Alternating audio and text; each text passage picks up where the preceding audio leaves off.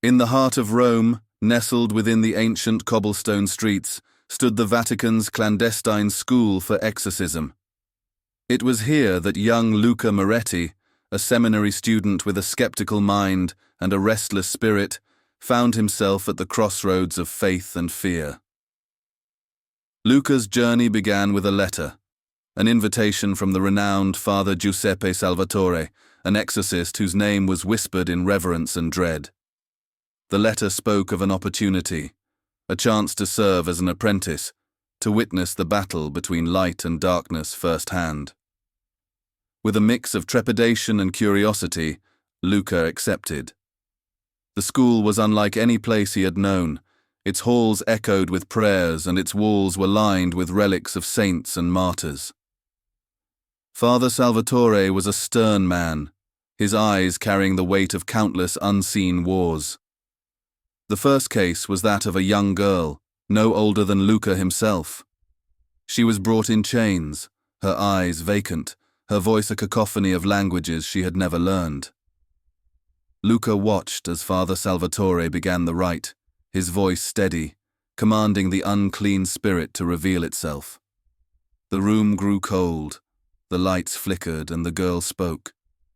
"Luca," she said, her voice a serpent's hiss, "do you believe now?" Luca's heart raced, but he stood firm, his faith a shield against the darkness. Days turned into weeks, and with each case, Luca's resolve grew. He learned the signs of possession, the power of faith, and the strength of his own spirit.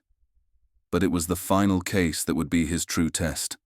A man, possessed not by a demon, but by a legion, was brought before them. Father Salvatore began the rite, but the entity was cunning, powerful. It knew Luca's doubts, his fears. In a moment of chaos, Father Salvatore was struck down, and Luca was left alone to face the abyss.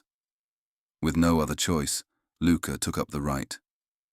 His voice was uncertain at first, but as he spoke, his fear transformed into conviction.